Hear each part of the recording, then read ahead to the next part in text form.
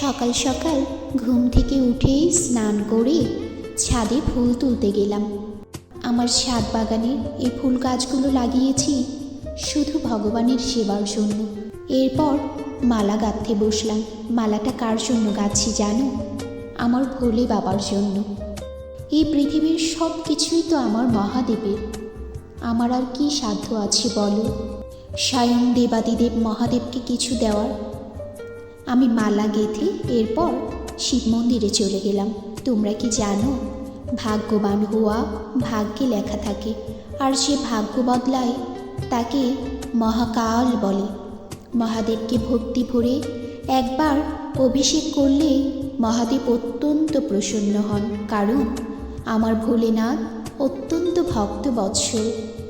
কোনো ভক্ত যদি একবার মন থেকে বাবা বলে ডাকে, আমার মহাদেব, আমার ভোলে বাবা সেই মুহূর্তে তার সকল মনস্কামনা পূরণ করে। তোমরা যারা মহাদেবের ভক্ত তারা কিন্তু কমেন্টে অবশ্যই হর হর মহাদেব লিখো। আজ এ পর্যন্তই।